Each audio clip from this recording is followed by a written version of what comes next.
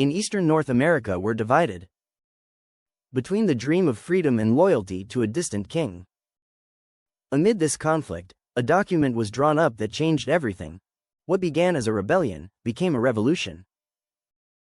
Every soldier who picks up a musket, every member of the family back home who is keeping the farm going, is, in effect, signing their own Declaration of Independence.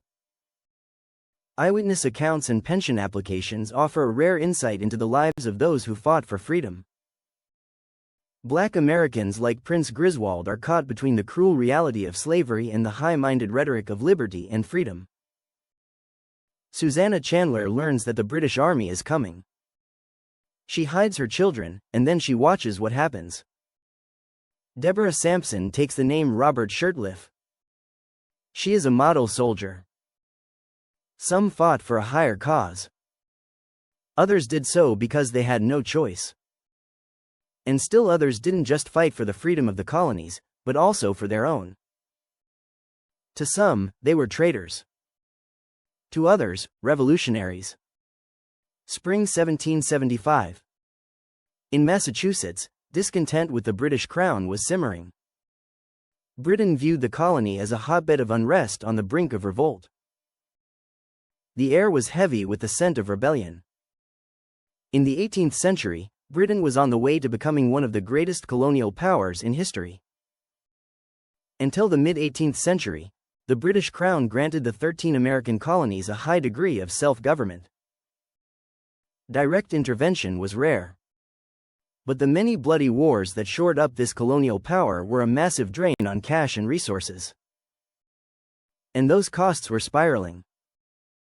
And all of a sudden, Parliament says, "No, we're changing the rules. We need money. We're going to tax you." The taxes were on every product imaginable, day-to-day products like glass and paper and playing cards, even on their favorite beverage, tea. It's not that they're necessarily unwilling to pay taxes, but as most people know, they don't have representation in Parliament in England. Of course, everybody knows the famous phrase, "No taxation without representation." The anger over the taxes motivates the colonists to start to organize. And as British soldiers patrolled the streets, rumors of a rebellion spread, from Boston to Charleston. In Massachusetts, John Hancock and Samuel Adams formed a clandestine administration. Rebellious colonists everywhere began hoarding weapons and ammunition. In later pension applications, veterans described the tense atmosphere. In the year 1774, the British troops were in Boston and their fleet lying off and blocking the harbor. Excitement was high and the moments of actual hostilities constantly anticipated by the inhabitants. In the sleepy town of Dunstable, William French could never have guessed that the conflict he was about to enter would change his life forever. William French is a young man in his early 20s. His family has been in this country since the 1500s. His father died when he was a little boy. He was raised by his mother, who was just a teenager, and he signs up for his town militia in 1775 on the eve of the Revolution. The colonies didn't have an army, only civilian militias. Many of them used to fight alongside the British. Former allies were now on opposing sides. The youngest and strongest fighters made up the rapid response force known as the Minutemen. On his pension application, William French lists himself as a Minuteman. These are farmers, blacksmiths, carpenters who, when the enemy's at hand, simply grabs a musket, grabs some powder, a few musket balls, and is on the field of battle in a minute. April 1775. Tensions between the colonists and the Crown were escalating. General Thomas Gage, the British commander in charge of the colonies, is under pressure to do something. So in the evening of April 18, 1775, a British force of 1,500 men marches under cover of darkness to Lexington and Concord. In Lexington, they want to arrest the leaders of the Sons of Liberty and the Revolutionary Fervor, Sam Adams, John Hancock. The colonists had been stockpiling. And Gage was out to destroy those secret stores. He aimed to nip the rebellion in the bud, averting a full-scale revolution, but the Americans in Boston have got an extensive intelligence network. Gage has a very tough time keeping his plans secret. The colonists agreed on a secret signal. They'll hang one lantern in the steeple of the Old North Church if the British decide to march out of Boston, down the Shawmut Peninsula. 2 lanterns if they decide to cross by boat and land on the north shore of the Charles River. 1 if by land. 2 if by sea. Seeing 2 lanterns, Paul Revere and other men set off on horseback to warn the militias.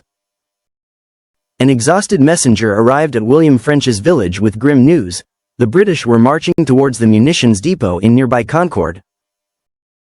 Church bells summoned the Minutemen, among them William French. William French ventures off into what he doesn't know. He's never been in combat before. Probably, like most other young folks, he's never been very far away from his home.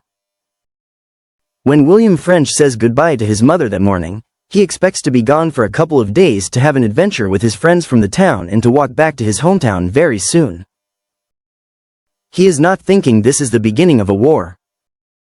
When French entered Concord that afternoon, he witnessed the horrors of war firsthand. Burning military supplies, panicked people. Perhaps he sees some of the dead lying on the ground. He's being introduced to war in one of the most dramatic ways possible. Williams's company learned that the militia prevented British troops from capturing the arms depot and forced them to retreat. Unexpected news. The fighters continued to Lexington, where the full extent of the British defeat became apparent. Over 270 soldiers were killed, wounded, or missing. And the militias had driven the British all the way back to Boston. For the colonists, this conflict is off to a surprisingly good start. But this decisive victory doesn't mean that French and his comrades get to go home. Instead, they're sent to Boston. They're joined by hundreds and then thousands of volunteers from neighboring colonies like New Hampshire, Connecticut, and Rhode Island. French doesn't know it yet, but the American Revolution has just begun. The militias laid siege to British troops in Boston. Meanwhile, political delegates from all 13 colonies rushed to Philadelphia. The Second Continental Congress arrives in Philadelphia. You've got Benjamin Franklin, John Adams, Thomas Jefferson. Blood has been shed. And they've kind of got 2 options, to declare independence or to back down. Instead of choosing either, the Second Continental Congress kind of hedges. This Congress, a convention of delegates from the 13 colonies, signed 2 contradictory documents. One justified the armed self-defense of Concord and Lexington. The other reaffirmed the colony's loyalty to the king. It says, let's negotiate, let's do something. Let's compromise so that this doesn't go any further. And neither of these documents mentions the important word independence. And King George is not interested in the olive branch petition whatsoever. In fact, he refuses to even read it. He says, you are in rebellion. He is the one who declared the war, not the Americans. The Americans are still saying, let's see if we can avoid war. To many people on both sides of the Atlantic, the monarch's arguments sounded plausible. Kings and queens have always ruled. To question their authority was seen as radical, even immoral. That's why only about half of the colonists supported the rebellion. It's important to remember that not only for every member of the Continental Congress, but for every soldier and militiaman who picks up arms, in the eyes of the British they're committing treason. This is punishable by death. They could be hanged. King George III's response left the Congress with only 2 options: full submission to the crown or open rebellion. But delegates still shied away from option 2. In June 1775, a unified military force for all the colonies. One of its aims, to assume control of regiments stationed around Boston. The Army's commander-in-chief was a 43-year-old plantation owner from Virginia, George Washington. Washington has a remarkable reputation. He's stoic. He's honorable. He's calm under fire. Washington is one of the few men who's actually served in combat. He's led men in combat.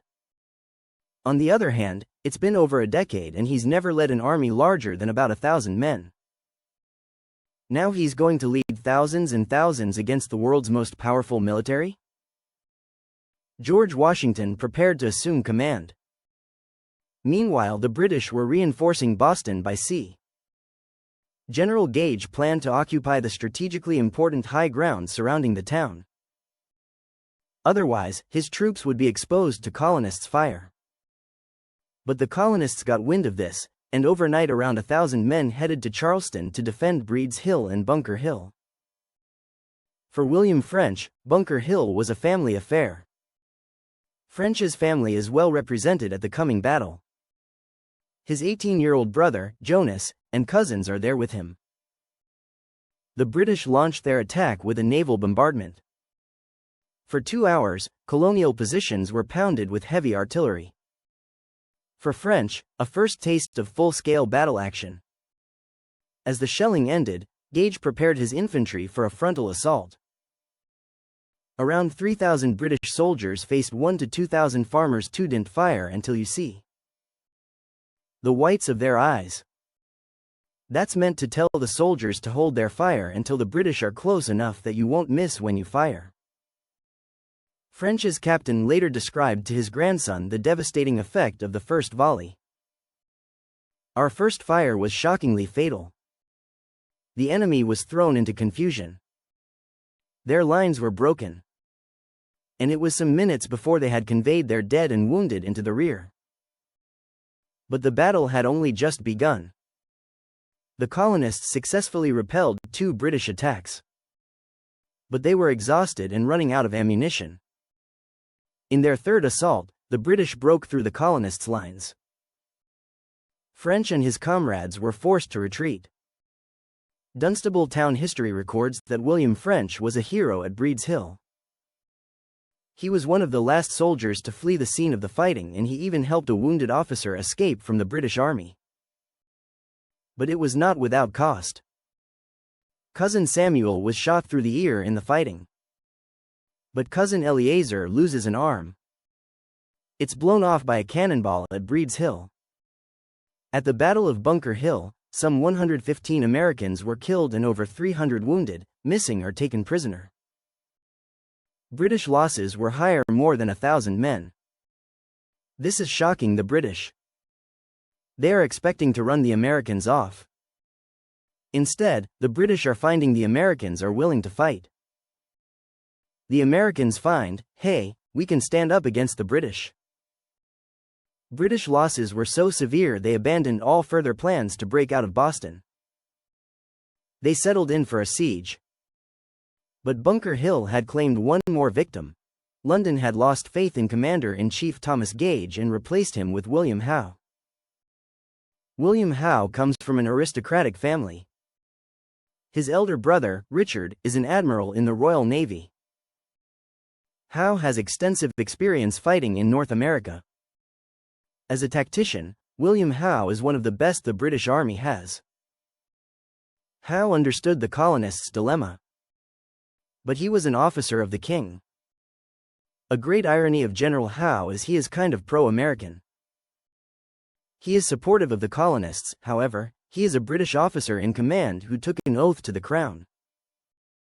So, despite his personal views, he's going to support the British cause and put down the revolution. Meanwhile, George Washington arrived in Boston to inspect his new army. By Washington's standards, these militiamen from New England are slovenly.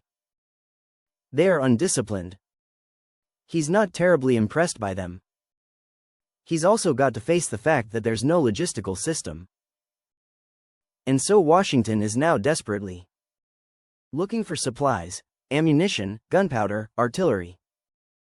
He needs shoes. He needs uniforms for his soldiers. He needs everything. And Washington faced an even greater challenge. French, like most American soldiers enlisted from outside Boston, expect to be going home January 1, 1776. But the siege of Boston hasn't ended, and the American army still needs soldiers.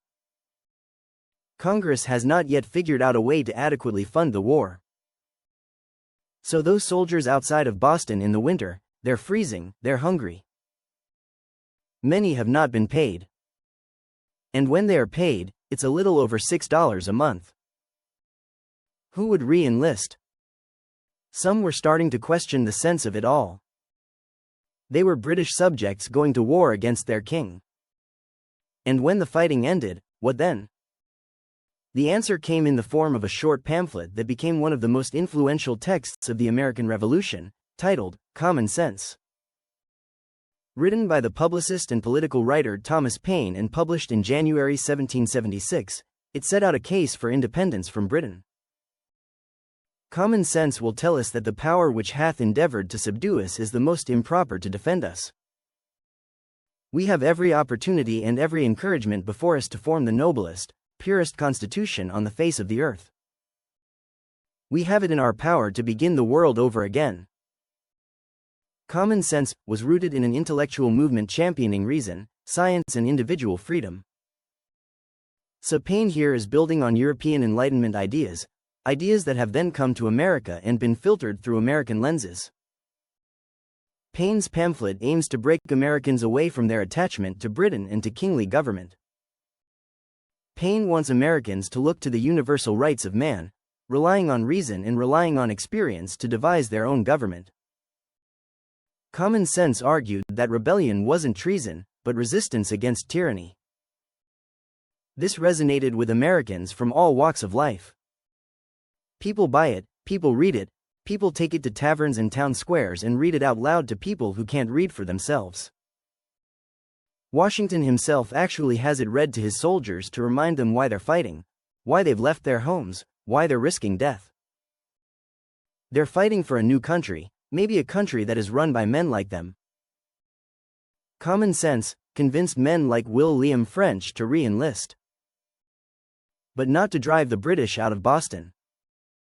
The colonial forces were too strong for the British to take on directly, yet too weak to capture the city. Washington has the men.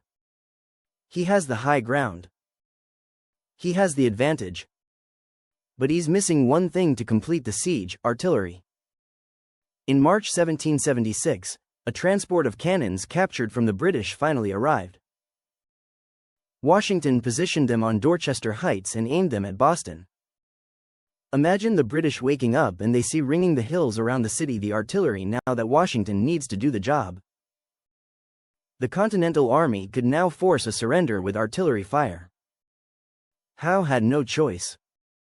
The very same month, some 11,000 British soldiers set sail from Boston for the nearest safe British port, Halifax.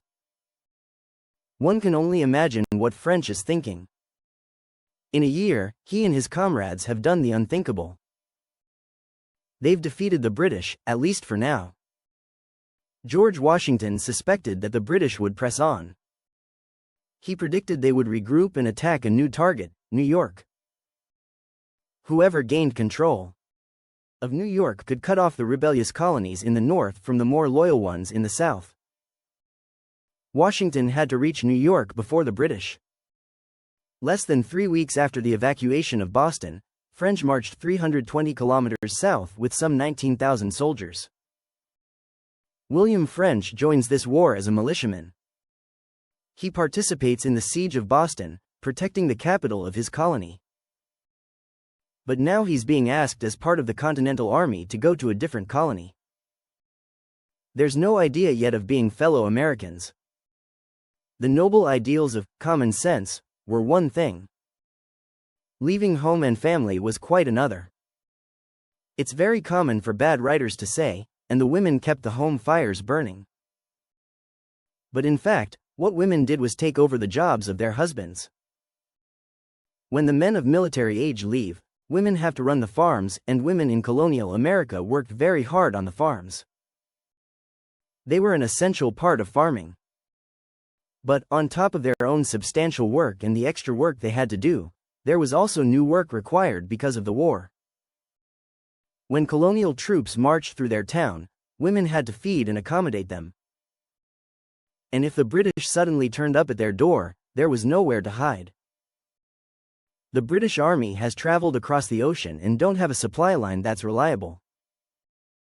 They take any crops that have been stored or preserved. They take the crops from the fields. It's like locusts have come through. This was a war. And for some women, for some towns, the war came to them. In her application for a war widow's pension, Deborah Brownell described all the hardships she endured. I do well remember my husband's service during said war. We had small children to provide for and protect, and how we got along with the small means we then had, I am unable how to tell. It seems as though I could not do it again if I were placed back to that period of my life again. Our sufferings were many and great. The colonists on the home front faced illness, hunger and displacement, the likes of which they'd never experienced before. Deborah's experience is so similar to countless women all across the colonies. Just trying to get through every day, making sure she and her kids made it through to try surviving again the next day. When French arrived in New York in April 1776, the political situation was in stark contrast to that of his hometown. New York City had close trade links with Britain, and the large Anglican community felt a strong loyalty towards England and King George III. The king is not only the king, he's also the head of the Church of England. So he is your king, but also the high priest. So you're not just rebelling against your political leader, you're rebelling against God's representative on earth. The Continental Army had to proceed with the utmost caution in New York. In 1776, British warships entered New York Bay. There's panic in New York City, not surprisingly, among civilians and soldiers at the sight of the Armada headed their way. The British start disembarking soldiers in Staten Island. The numbers are so overwhelming that several Patriot militias on the island quickly switch sides. There will eventually be 32,000 to 35,000 British and German auxiliaries. French is from Dunstable. He's a shoemaker. He's never seen this many people. 35,000 soldiers, that is now the largest city in British North America. Under General William Howe, the British set up camp on Staten Island. Britain had the strongest navy in the world, and it had bolstered its army with tens of thousands of German soldiers. German princes of varying ranks would hire out their armies to another power. They are arguably at the time the most feared soldiers on earth. And that's what's coming for the Continental Army. Washington tried to mobilize his men to defend New York. Meanwhile, the Second Continental Congress was meeting in Philadelphia. By 1776, things are much different than they had been a year earlier. Blood has been spilled. American lives have been lost. And ideas now begin to coalesce.